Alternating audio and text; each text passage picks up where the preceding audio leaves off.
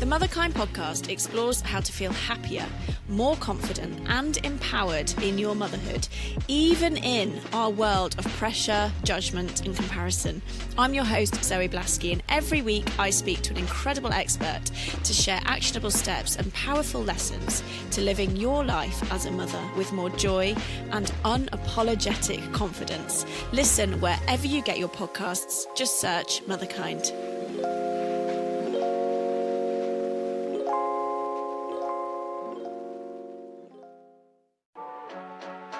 We have a very special episode for you today.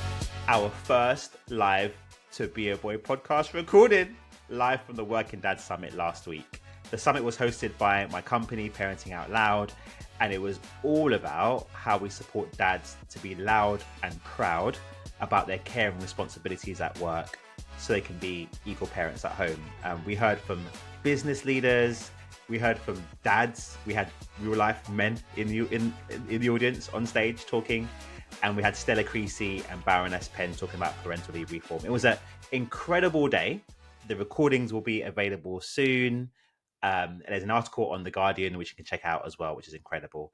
We spent a lot of time at the summit, of course, rightly so, talking about dads, talking about men, and talking about the ups and downs of fatherhood, about dad's mental health, about the impact on the well-being of dads when we are supported to spend time with our children and balance work with care. But it was also really important that we use that opportunity to talk about the motherhood penalty. And of course, there's no one better to talk about the motherhood penalty than our own Joeli. So for this live recording, I interviewed Joeli and asked her a few tricky questions about the state we are in right now when it comes to working dads, working mums, the intersection of our experiences, and ultimately why supporting dads to parent out loud has positive benefits to the motherhood penalty and what that means for boys. So how does the motherhood penalty impact boys? Well, first and foremost, finances. We already know that 31% of children in the UK live in poverty, and the motherhood penalty makes that even worse. So we need to make sure we can address the motherhood penalty to make sure households have the finances they need to be able to focus on parenting their sons and their boys and their children. But it's not just the money, it's the stress. Parenting, as you know, is really bloody hard. And the motherhood penalty and the stress that creates in the household impacts the well-being of both parents, which of course impacts the way we parent our children. And importantly, gender roles. The motherhood penalty reinforces those traditional gender roles of the dad as the provider and protector, mum as the homemaker and main caregiver. Now, if that's a choice that you make, that is fine. But if you are forced into those roles, it can be quite damaging to the family unit. And of course, for the boys growing up in their household, seeing their dad playing a particular role, seeing their mum playing a particular role, and that is shaping how they believe the workplace works, parenting works, relationship works, and that can have a detrimental impact on them growing up and being equal parents themselves and working to redefine masculinity and working to address the motherhood penalty and create really inclusive workplace and societies and communities. So this was an incredible conversation. It was our first live To Be a Boy recording. Let's get into it.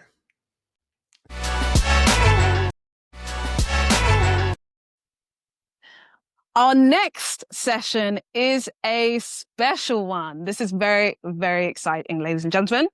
We have seen that parenting out loud can have a ripple effect through the home, through workplaces, and importantly, with the women that they parent with. For far too long, the parenting penalty has disproportionately affected mothers. But as we've seen from our panels and everyone here today, when dads fully step in, when they parent out loud, that discrepancy can be decreased. And hopefully, the parenting penalty can be completely eliminated. Do we want it eliminated? Yes. I think we do. Exactly. Well, that's exactly what our next session is all about. We have a special podcast recording of the To Be a Boy podcast. This podcast has graced billboards across Leicester Square. It has reached number 7 in the Spotify UK podcast charts, and it's the leading podcast in the UK for all things boys, masculinity, and modern parenthood. It is co-created and co-hosted by our very own Elliott and also by the formidable founder of Pregnant Then Screwed and the new initiative Growth Spurt, Joeli. So please give a Work Endowed Summit welcome to Elliott and Joeli. Can we recognise we have the legend Joeli, please? People ask me, well, why did you start the podcast? And I say, when Joeli asks you to do something, you just say, well, you know, your parents say to you, like, would you jump off a cliff if your friends did? And I'll be like, well, if Joeli was going to, then yeah, I'll jump off the cliff. Joeli, this is our first live podcast recording. First live podcast. So normally we would interview a guest. We had the episode dropping today, actually. Yeah. With Beyond Equality. We did. Who are here? Are they here? Ben is here! Big up, Ben! Round of applause. Incredible episode. Beyond Equality do incredible work supporting boys that go into schools, and it's amazing. So thank you, Ben, for being here. Normally we interview a guest, but today we're going to mix it up. I'm going to interview you. Yeah, that's going to be a bit weird. It is. Should we do our intro? Welcome back to Be a Boy podcast with me, Elliott. And me, Joeli Braley. And today we're mixing it up. We're going to talk a little bit about the motherhood penalty. We're coming live from the Working Dad Summit. We've spoken a lot about the dad's experience, and that's all good. But we need to really make sure we make space and touch on the motherhood penalty, what this means for working mums. And I don't think there's anyone better in the UK to be speaking about it. So Joeli, first question, where are we right now? What does the picture look like for working mums in the UK when it comes to the motherhood penalty, the barriers that exist in accessing the labour market and accessing good mental health and just being happy and healthy and having good well-being? Okay. I mean, this is going to sound really doom and gloom, but on almost every metric, things are worse. So pregnancy, maternity discrimination has increased. It used to be 54,000 women a year got pushed out of their job for getting pregnant. That's a woman every 10 minutes. 1 in 9 pregnant women lose their job for getting pregnant.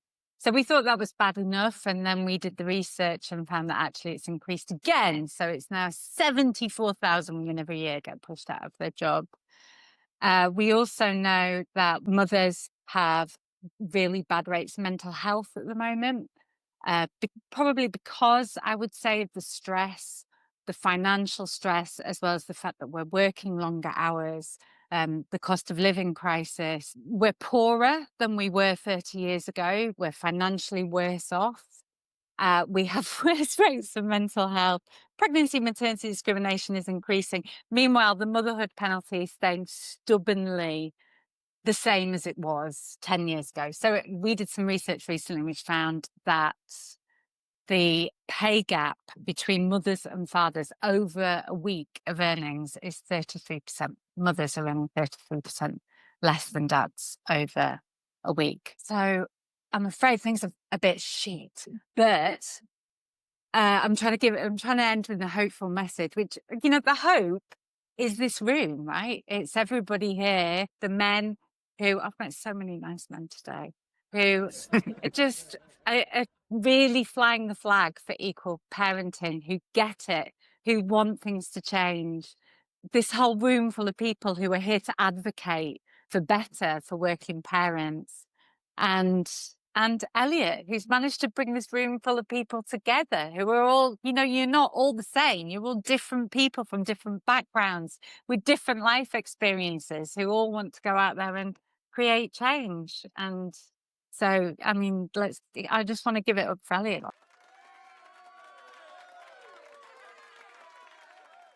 I was going to say, we can drown our sorrows at 5 p.m. There's champagne and Prosecco. But I think you're right to reflect the reality. You know, there is hope, but at the same time, we can't sugarcoat things.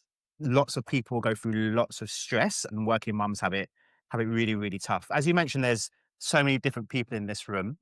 And in designing this event, that was on purpose. You know, the experience of motherhood is intersectional. What would you say is the different experiences for mothers when we take into account class and race and disability and other characteristics?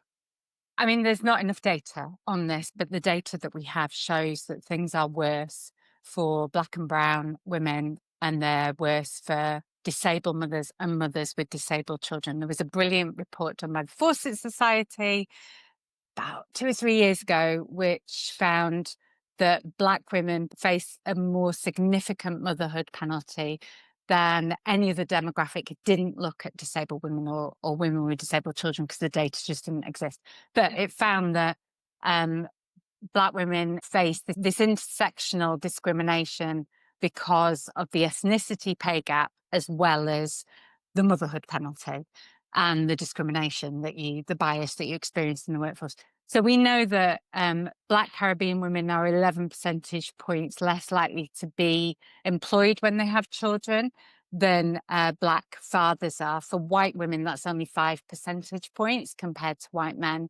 And Bangladeshi women are 17% more likely to be unemployed when they have children. Black women are also the demographic that are most likely to be rejected for a flexible working request. So there definitely is intersectional experiences, and it's far worse for Black and brown mothers. The demographic, I would say, that have it the hardest are mothers of disabled children, and they are being systematically ignored by everything that we're doing. The whole system seems to be getting far worse for mothers of disabled children, but we just don't have the data to tell you what that looks like because nobody's bothered to collect it, which I think speaks for itself. But yeah, things are shit. Sorry, this is really depressing. Can you ask me a nice question? Song would you play today to your children that sums up motherhood? Oh, God. When Nicola asked what song sums up your motherhood, the first song that came into my head was Thriller by Michael Jackson. We do the dance. We did debate, should we come on to music and do a dance? Maybe later, we'll see. But I think that's an important point. Too often, when we're doing inclusion work, regardless of the focus, we don't go into that intersectionality. We don't focus on different groups. And what I've loved in your work through Pregnant and Screwed, and now in the work that you do, is that you've always looked at that. You've always looked at the wide range of motherhood. And I just want to really encourage everybody in the room that does this work to make sure we're going to that level of detail to make sure everyone's included in the conversations. So we've spoken today about dads parenting out loud and being equal parents at home. What impacts from your perspective does that have on the lives of mums and work? I mean, I'm not going to say anything that's going to shock anybody in this room, but we know that if dads take time out to care for their kids, like a decent chunk of time, that it reduces the bias in workplaces. Of course it does, because if both men and women are equal risk, then there's no point in having a negative bias towards women. And that negative bias is really well researched. So we know that mothers are seen as 10% less competent than women without children. 37% of employers say they would advertise jobs for men only if the law allowed it.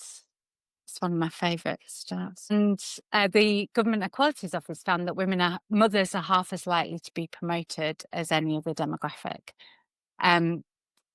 I mean, it doesn't help when we have we have people going around saying things like the children of working mothers are more likely to mug you. Anybody know who said that? Boris Johnson.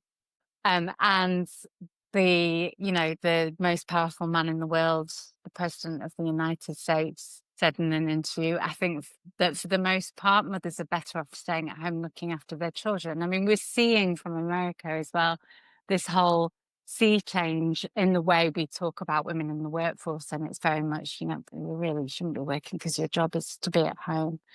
And that's really scary. I've gone off on a bit of a tangent though, but the point being, Elliott, let me get to the point that if we have a system like Sweden where paternity leave is ring-fenced and properly paid, then you will see men take time out in their droves to look after their kids, because it's not that men don't want to, they're desperate to spend more time with their children, but the whole system prevents them from being able to do it. And once they take that time out, then we know that the bias towards women reduces, the gender pay gap starts to close. We found in some research we did, it will close our gender pay gap by 4% if we gave dad 6 weeks paternity leave at 90% of salary. That is massive. And we, you know, kids would be happier, everybody would be happier, we'd all be happier, dads would be happier, kids would be happier. Marriages are 40% more likely to stay together if men take time out in those early days to spend time with the kids. So everybody would be better off and women's careers would flourish. So why the hell we don't have a system that enables that is beyond, I'm sure, any of us in this room. Thankfully, we have people like Baroness Penn and Stella Creasy who are fighting the good fight inside Parliament. We're going to hear from them shortly as well. One thing that's very interesting, today we've been talking about dads parenting out loud, and I'm very aware that the bar is so low. Yeah. And if a dad does the basics, changes a nappy, you know, leaves early, then they're praised. They're like a fantastic dad. Congratulations, here's a medal. Often for women, expressing the same is penalized. Mm-hmm. So how do we encourage dads to parent out loud without reinforcing that idea that dads need to be praised for it, and when women, the mothers, do the same thing, they are penalized? I mean, I think dads are praised for it in the general public, but I don't think they are in the workforce. I think if dads try and use flexible working or take extended parental leave, they're often viewed with suspicion. Like, why would you want to spend time with your child? This is insane to me. Surely you want to just be at work. And we know that dads are much more likely to have a flexible working request denied. And I've heard some shockers, some really awful stories about men requesting to take extended leave and the things that their employers say to them, like, oh, shall I buy you a dress while you're at it? Or a guy who told me that his boss used to email him while he was on parental leave and start the email, hello, nanny. You know, all sorts of sexist crap. And so I think in the workplace, it's very different to externally. But, you know, anybody here will know that when you see a dad out with their baby and it's, oh, nice. That's so nice that you're doing that. And the mum's like, oh, staggering behind and gets nothing. It's even better if you've got a puppy. If you're out with a puppy, by the way, it's crazy. Everyone thinks you're this great human being because you've got a little puppy. Seriously. So you've spoken quite a lot about a lot of the, like, where we are and the negative impacts on us not sharing care and stuff like that. Mm-hmm. What do you think would be the changes? Like, what do you think would make the most impact to working mum's experience? 6 weeks paternity leave at 90% of salary. Like, if there was one thing that would radically change everything, that would be it. I mean, the companies are doing that and they're seeing changes in their workforce as a result. We've got the data. We know that that is going to make the biggest difference. In addition to that, because we've talked a lot about paternity leave, the other policy that I know changes things radically is paid carers leave. So companies that have up to 10 days paid carers leave not only see that it's good for the bottom line, but Centrica did some research on this. They implemented 10 days paid carers leave and they found that it contributed 3.2 million to their bottom line in terms of increased retention, improved recruitment, increased productivity. So you know, it's good for businesses to do this. But we all know, like, when you put your kids in nursery, they're gonna get sick because they all go to nursery and they start licking each other. And then, like, they come back with, like, all these insane diseases that we thought had died out in the Victorian era, like hand, foot, and mouth, and slap cheek, and what's the other one? There's like, loads. Yeah, like scurvy and stuff. And that we just get the call constantly. And so to know that your company has a policy where not only are they saying that's okay, we expect this, and that's fine, you take that time off, but also you're not going to lose out financially because you've just come off parental leave, so you have no money, radically changes things as well. So Many people, I'm sure everyone in this room knows you from your incredible work at Pregnant and Screwed. I never forget that image in Trafalgar Square, giving it to the government with around tens of thousands of working mums and dads surrounding you. Incredible work. Now you are leading Growth Spurt, a new company. Woohoo! So my main question is the name. Where did the name come from? I love an innuendo. Growth spurt, like you talk about kids having a growth spurt. So I thought, well, also the whole point of this is for parents to grow. Like this is a growing period for humans when you have a kid. So yeah, it came from that. Cool. And talk to us about the transition. So I understand the initiative, the business is all about supporting parents back into the workplace. Talk to us about you think that transition into the workplace looks like, and why do so many mothers at that point just not enter the workforce or find it really difficult and ended up leaving? Yeah, this is a big question. I'll try and not waffle on too much. We talked about this a bit before when you had the employer panel, and there were loads of companies doing these really great policies. But actually, when you go back to work, you feel a bit like you've lost your mind. And I had a really supportive employer, a man who didn't have kids. He was dead nice though when I came back and really told me it's fine. We expect it to take a while for you to get your head back into work. I just thought when people talk to me, it was like, you know, on Snoopy when he's down the phone, it was like, I didn't know what anybody was talking about. And I cried in the toilets every day for 3 months. And, you know, I was desperate to get back to work actually after maternity leave. So the fact that I felt like that means that the vast majority of people are really struggling when they go back to work. And the data shows that they are. We did a research project with 5,500 parents who've returned to work in the last 3 years. 89% of them said returning to work is really hard. And the vast majority, so more than 3/4, said they didn't get the support that they need. Only 30% said that they felt their employer understood what it's like to be a parent. Only 30%, and 1 in 4 left their job as a result. So this is it's an economic problem as well as a problem for parents. So I just think this is really solvable. Like I don't understand why we haven't solved this. And so that's what Growth Spurt is trying to do. And I think it's not about, you know, you can have great policies, but this is about support. It's about giving parents that support that they need when they return. So it's career coaching, which you talked about being like it really changes things. And it's also peer-to-peer support. So companies do try and do peer-to-peer support programs internally, and they do work a bit, but the vast majority of employees that I've spoken to say there are power dynamics that interrupt that ability to feel like safe to support each other. So it's peer-to-peer support, and then there's a course that goes through pregnancy right the way through to when you return.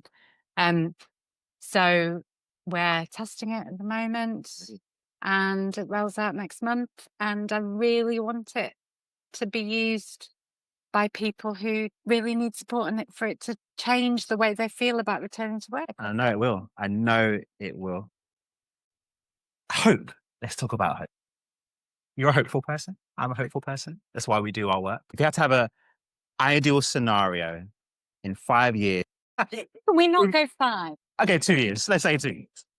Yeah. We've done the work. We've implemented 6 weeks at 90% paternity leave. We're doing more career coaching. How would you want to see the world? What would be your vision for the world when it comes to equality for mothers? How I would want to see the world and where I think the world will be might be slightly different. I'll be honest, but the employment rights bill will change a lot of things for the better. So within the employment rights bill, you have miscarriage leave, you have changes to flexible working laws that I think will genuinely make a difference. We will enhance protections for women when they're pregnant from redundancy and while they're on parental leave, and parents when they return from work. So that will be a real game changer as well. We will have the parental leave review, which we're going to come on and talk about in a minute, which should say what we're all saying repeatedly over and over again. I don't know why we need a bloody report and more investigations, because we all know what needs to be done. Hopefully that will conclude that we need 6 weeks paternity leave at 90% of salary, and then we'll have that and the world will be wonderful. That's the ideal. I also think what gives me hope is the fact that we're not standing for it anymore. We've now got men.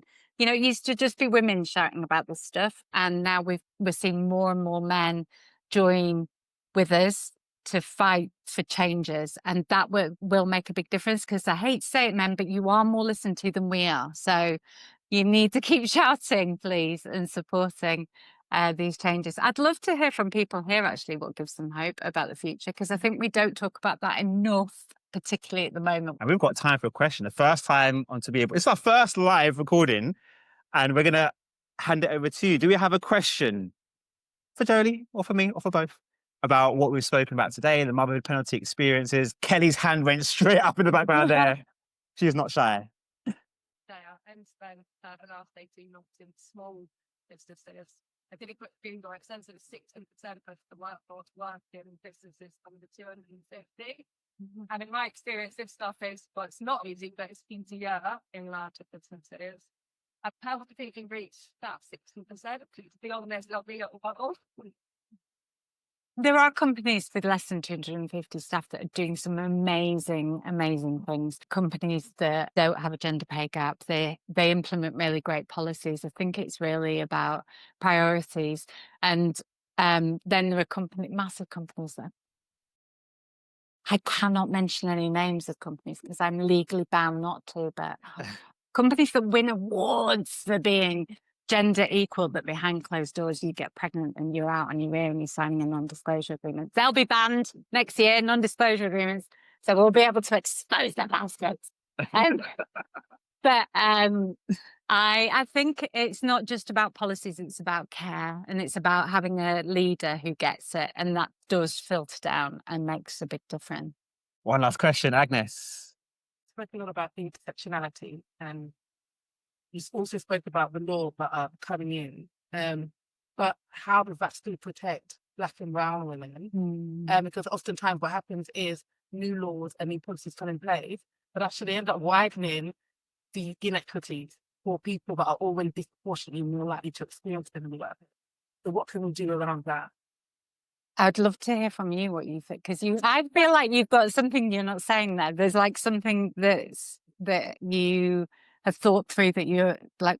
A lot of policies come in and they sound really great, fancy slogan and so forth, but actually a lot of working class women, a lot of Black environment don't get to benefit from those policies, and it just become kind of like a washboard on the outside. Like, we've done this thing now, let's move on. And people are still feeling the brunt. So I think I wouldn't really say there's an answer, but I think it's really important for people in this room who are working in this space, just like what you said earlier, to really understand that there are unintended consequences. Sometimes we see a problem that we think is the problem, but the people, especially the women who are facing the brunt of these issues, just are not taking this approach. I mean, we saw that with shared parental leave, didn't we? When shared parental leave came in, and we've looked at the data now, dads who are from low-income households are much less likely to use shared parental leave. It just benefits people, wealthier families. The childcare system benefits wealthier families. It doesn't benefit lower-income families. I think the way that you should design policy and the way that you test policy is about, firstly, data and analysing the data as you go, and then changing policy if it's not working, but also having people round the table when you're designing policy to input on it. So like what you're campaigning for with children with special educational needs, having a group that the government listen to of parents who are experiencing this stuff day in, day out, to input on how that policy is designed, means that you won't end up in a situation where it's just not benefiting the right people. Thank you, Agnes. Agnes is incredible. Does incredible work. So make sure you talk to her afterwards as well. We've been To Be a Boy. I want to say a massive thank you to everyone that listens in, tunes in, encourages, shares the episodes. We've been overwhelmed by the feedback. It's been really, really incredible. And I love doing it with you. It is. We have a laugh, Yeah. basically. So thank you so much, everyone. Thanks so much.